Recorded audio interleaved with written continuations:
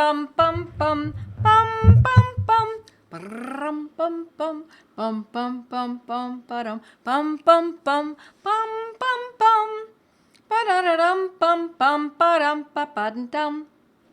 Bum bum bum bum bum bum bum bum bum bum bum bum ba-dum bum bum bum bum bum bum. Ba-da-da-dum bum bum ba-dum ba-ba-dum. Hello, my friends. Hi, Tara from Australia, and Angela from Oklahoma. Hi, everyone. It's great to see you all. I love to see you all joining in. Howdy Teach, says Neely. Hi, Neely. And April from Kentucky, and Jody from Central New York. And hi, everyone from Florida. Hi, Donna. Carrie in Texas, and Becky from Eastern North Carolina, and Wisconsin, and Michigan, and usually, okay, let's see what else we got. Hello from Maine, says Nina, and Robin from Missouri, and Pat from Grand Rapids. Hello, everyone. Nice to see you all here. My friends, I love to see you. My name is Joette Calabrese, and I do this every Monday night, right?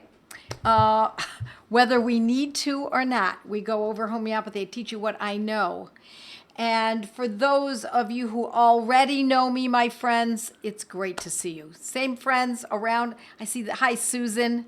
Thank you, Susan, from New Jersey. Alice is from rainy Toronto. Yeah, it's raining, isn't it? Yep. It's raining around where I am, too. Great. Hi, Bernie from New York. And hi, everyone from Australia, says Monica. Good evening from California. Okay, friends. Listen, tonight we're going to talk about infections. Again, this is the third week in a row, and we could do a lot on infections.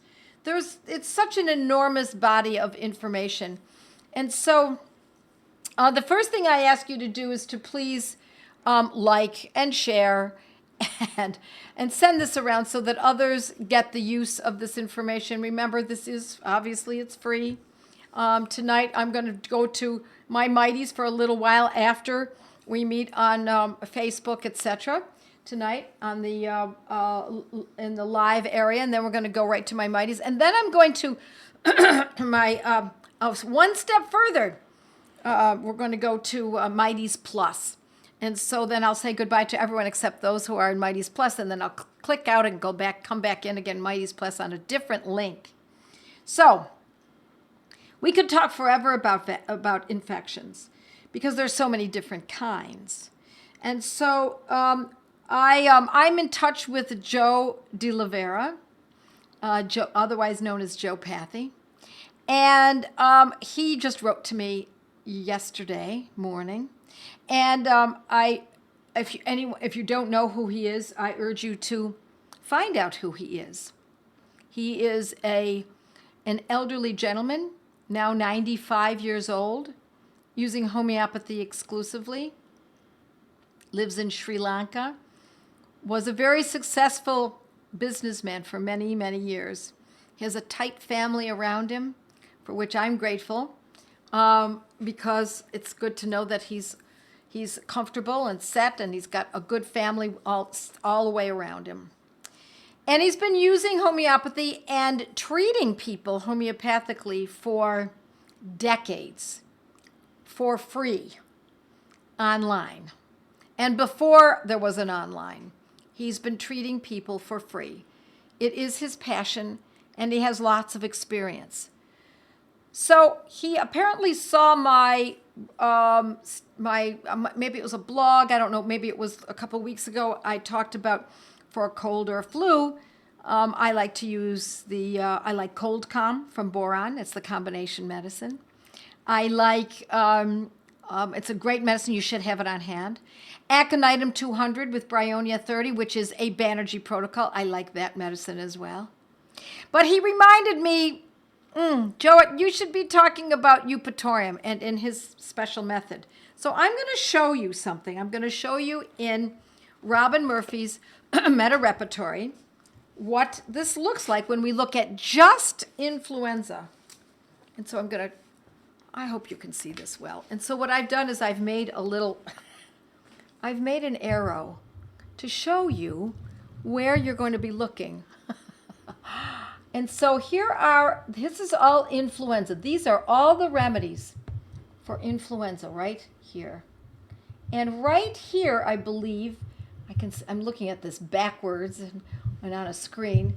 It's underlined. It's bold and underlined right there. Eupatorium. EUP. ATORIUM. Eupatorium. That is his favorite for colds and flus. And I agree with him because here it is evidenced in this segment from the repertory under clinical influenza. Now, given that I agree with him, why would I tell you to use Aconitum bryonia? Or why would I encourage you to own ColdCom? Why would I do that if I also agree that Eupatorium is a good medicine for influenza? Well, I'll tell you, my friends, because as I showed you here, under influenza, there are many, many, many, many medicines under the category, the rubric, as we call them, for influenza. And so I like having more than one medicine from which to choose. That is the beauty of homeopathy.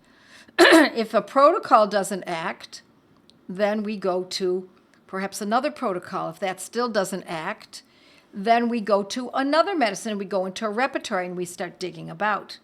And that's, of course, what I teach in my more advanced classes, is that we start with a protocol, if at all possible, because it makes it so easy and fast, and it's been shown to be reproducible.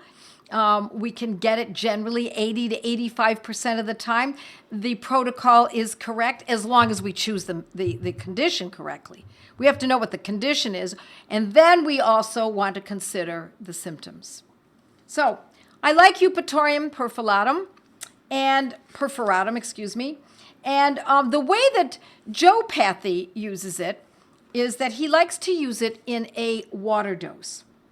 What he means is you get an ounce of water, good water, pure water. It doesn't have to be distilled, but the kind of water that you would be comfortable drinking. So if you have a system in your home and you can drink the water from your faucet, that's great. If not, then you have to buy spring water or collect spring water then for your drinking. Then that's the water you're going to use for this medicine. And into about an ounce of water, a little bit like that, you put in a dose of Eupatorium. Now, what's a dose? Well, it depends on what the manufacturing pharmacy you purchase this from. If it's boron, it's usually 5 pills. If it's OHM, it's usually about 4 or 5 pills. So it depends on the pharmacy from which you buy it, because it tells you on the outside of the bottle how many pills comprise a dose. So you get that dose, put it into about an ounce of water, and let it dissolve. Wait for it to dissolve. Some of the pills, if they're Sac-Lac, will take a little bit longer to dissolve, and others that are just lactose will dissolve pretty quickly. Matters not. You wait for it to dissolve, and then you stir it, and then you administer 1 teaspoon as a dose. Now, he likes to use Eupatorium 1M.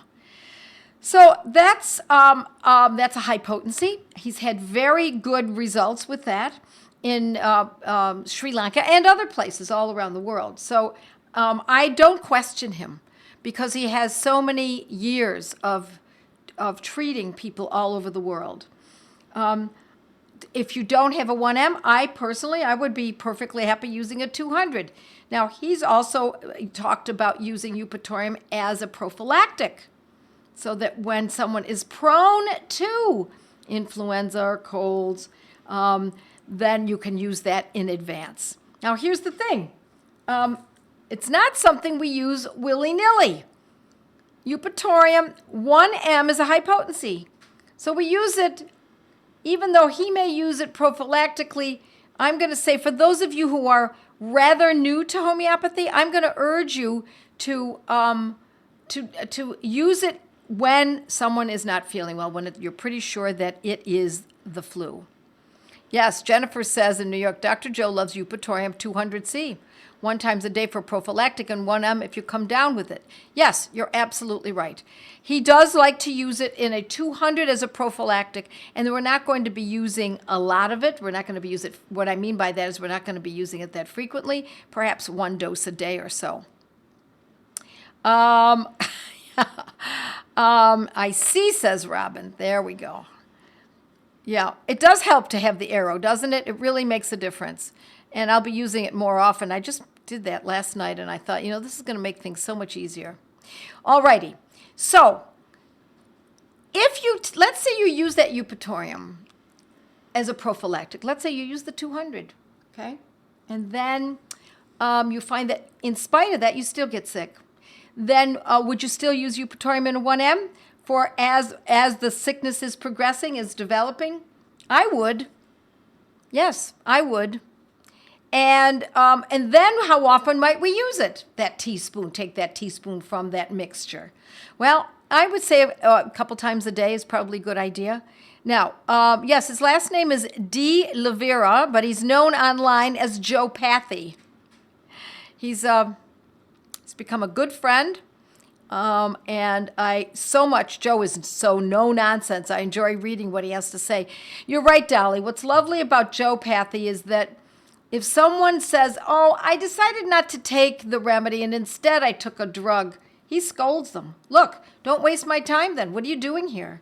If you're going to take a drug and you're not going to listen to me, why are you even here? He has said things like that. And I think it's, he's in line. He's in line to say that. Or someone might say, I didn't do it as often as you said, and so it didn't really work. And he says, well, then why are you why are you even contacting me? He's got a lot of people who follow him. So that's one of the things that I why I hold him in such high regards, because he doesn't take nonsense. All right, let's see what else we've got here. So, the page I'm on is page 2306 under influenza in the clinical section. Now, I also wanted to talk about something different than influenza, even though this is the season. I want to talk about other kinds of infections, like on the skin. How about an infection that develops around the fingernail? Somebody just asked me about that the other day. When I was a little girl, I used to have them all the time.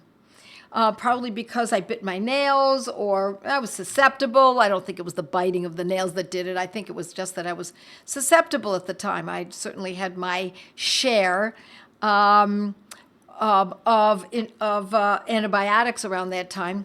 And so what normally happens is the person goes to the doctor, it's lanced, it's drained, and then the next one shows up months later or maybe a year later.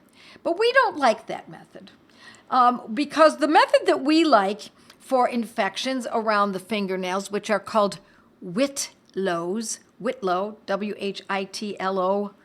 is that correct? L-O-W, I believe, Whitlow's. Whitlow is an infection that does indeed occur around the fingernail.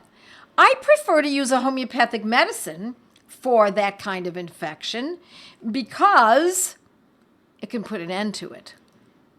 I mean, it actually, it puts a completion to it. Not only does it take away the pain and the swelling and the infection itself at that moment in time as an acute, but if there's a propensity for them returning, and often people who get 1 or 2 are going to get many more, especially if they've been to the doctor and gotten antibiotics, because antibiotics simply suppress the condition and drive it to a deeper state so that at some point it's likely to come back again. It uproots it. It dislodges the propensity. So that if the person gets another Whitlow around the fingernail, then the next time it's a smaller version. And then you know exactly what to do. By smaller version, I mean it might be not as swollen, not as painful, not as proud looking. And then we can go to Heparsulf 30 again. And how do we use that? It's Eupatorium 30 twice a day. In the very beginning, if it's really bad the first day, we might use it every 3 hours for a while on that day. And then from that time forward, it's twice a day until it's gone. And that's often the end of it.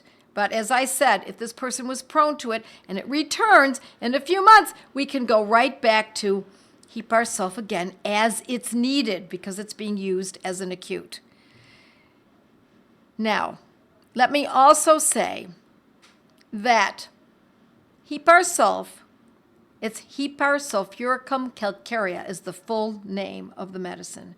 Hypersulfuricum calcarea, but we call it Hypersulf for short, just two of the words. Thank you. I think that must be Natalie putting this in the text. It is also a great medicine for other kinds of infections that are proud, that are painful, that show pus, etc. I'd like to know what you know. Tell me what you think. Susie B says, interesting. Tell me where you think this Eupatorium will be useful. I like to alternate with belladonna, says Susie B. Yes, if the whitlow is very, very, very painful, yes, or if it's hot and red, then you could alternate with belladonna as well. For toenails too, that's right, Lighty. That's absolutely right. Let's see, what would you, before dental work? Okay, I'm not going to talk about that right now. Would Eupatorium be good for losing nails after hand, foot, and mouth in 18-year-old? If there's an infection, what we're talking about are infections. So it's not for the loss of a nail. It's for an infection around a nail. Homeopathy is quite specific, my friends. Not only is it symptom specific, condition specific, but even organ specific, okay? Calendula is great for infections around toenail or fingernails as well. That's absolutely so. Beginning of cellulitis. You're so right, Tina. I think that's a very good one. But I like it especially for sore throat. Yep, it's one of my favorites for sore throats. Now, if it is a screaming, red, painful sore throat, we're going to do as, who was it? Who just said that? That she likes to use, Susie. Susie B says she likes to use Eupatorium alternating with belladonna for a whitlow that's likely very painful, red, and sore, and hot even. We can do exactly the same for when there's a throat infection. Tonsils, uvula, or just in general, an infection in the throat. You can use Eupatorium 30, love it. And if the pain is quite severe and or there's a very considerable fever and it's painful, now we can alternate that with belladonna. And either one of them, I would use them in a 30, both of them. Yeah, I'll answer that in a second, Caroline. I'm glad that you mentioned that. So because we don't, and we would use that perhaps if it's bad enough, every 15 minutes for 1 hour. After that, it's every 3 or 4 hours. And we're always looking to taper off.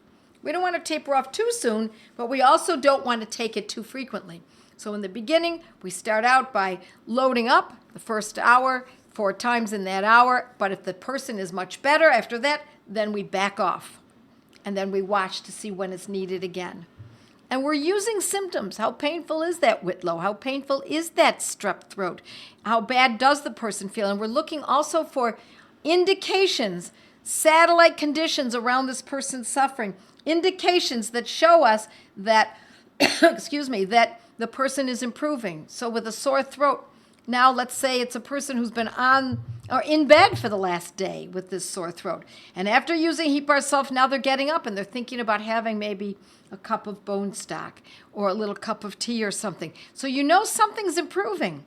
There's your indicator. The pain's not quite as severe. It's still there.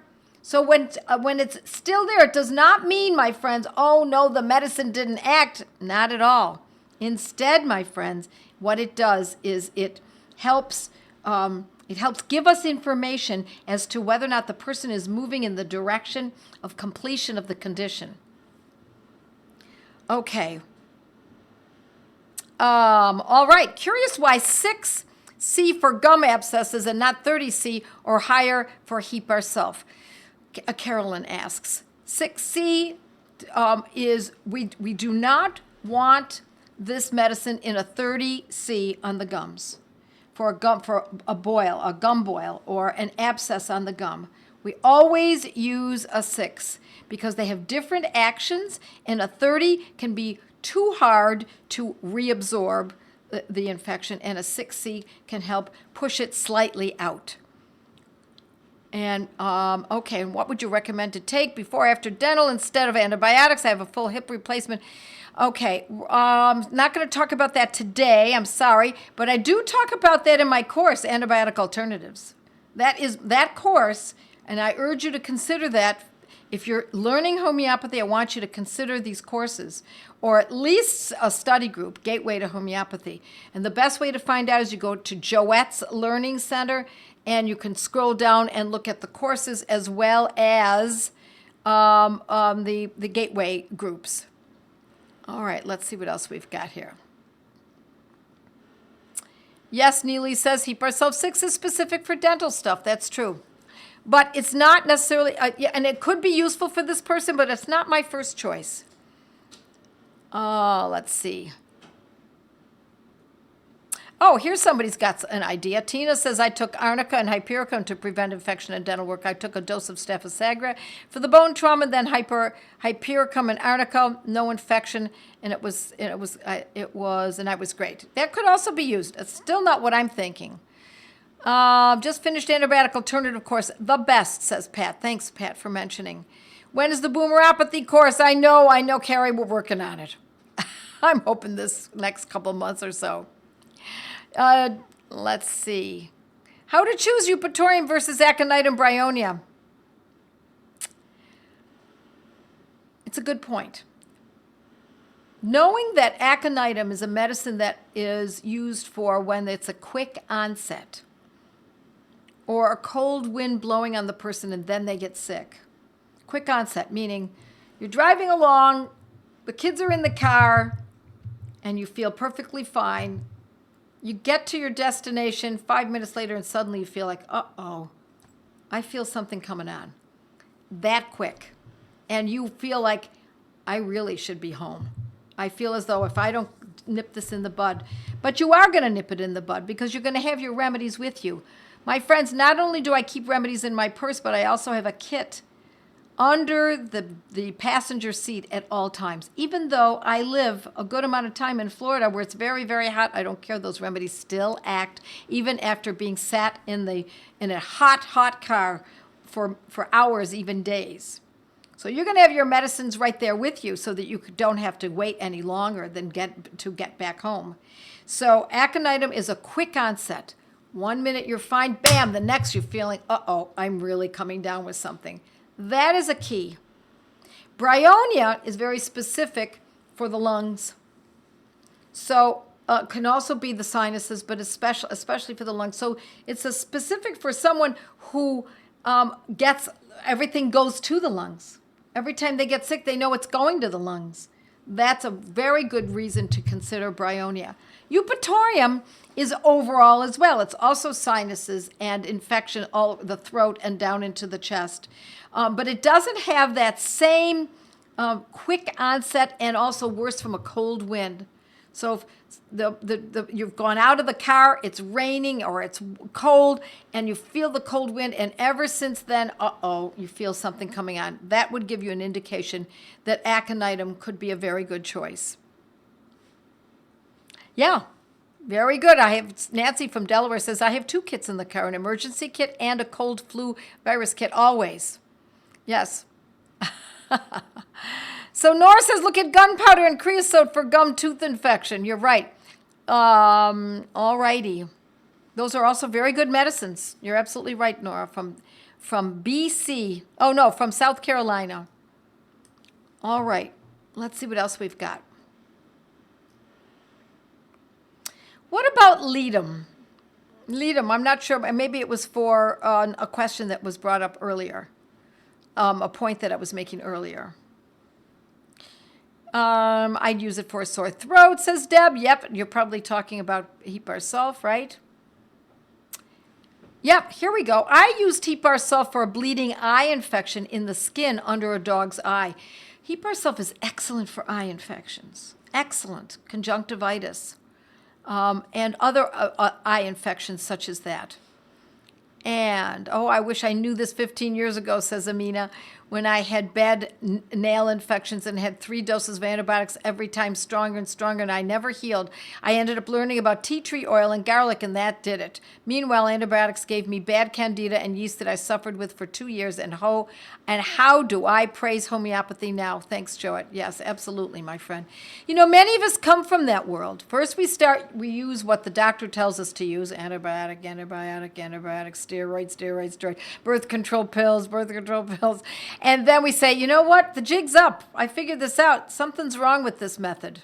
I don't like this model at all. And then we go to the next idea. And that might be colloidal silver or changing the diet or essential oils, etc. Garlic. I used garlic for a long time with my first son. Yes, tea tree oil. All of those are very good. But what you've done, my friends, by being here tonight and following me and homeopathy in general is that you've moved to a much bigger and better model. All of those have value to a certain degree. Homeopathy trumps it all. This is the cadence. We have come to the end of the road in terms of what medicine is capable of doing. And these are not herbs, as you know, for those of you who are new. They're not botanicals. They're not supplements or vitamins. This is medicine. It's real medicine. This is the medicine you thought you were getting. I thought I read somewhere that Heparin sulf is antidoted by belladonna. Let me just tell you, my friends, I have found that antidotes can be a problem, but more often they are not. We have a lot of medicines in our let's say in our quiver that are mixed together and are antidotes, considered antidotes, and yet they still act. So I don't worry about it if it's called for, because Heparin sulf is it's clear, because it's painful and it's swollen and proud. Let's say for the Whitlow, and then belladonna is hot. Then I wouldn't. It's hot, and belladonna represents the heat. By all means, my friends, I would still use them. All right. Yes, here we go. Heparin sulf 6 was what got my cat's eye abscess to open and drain within an hour. I used Heparin sulf on an abscess on our cat many years ago as well. She had an abscess on her shoulder, and she was getting them all the time. I mean, it was constant. Until I said, okay, all right, I'll treat the cat. Let's do it. And I gave her Heparin sulf, and that was the last one. I also took Hyper-Rs at other times during the same time. Hyper-Rs, that's the medicine I was thinking of earlier. Replying to Alice, I was introduced to homeopathy through anthroposophical medicine 30 plus years ago. I threw away the philosophy part and stuck with the pure homeopathy. Yeah, Deb, I think you've got a point there. That's really...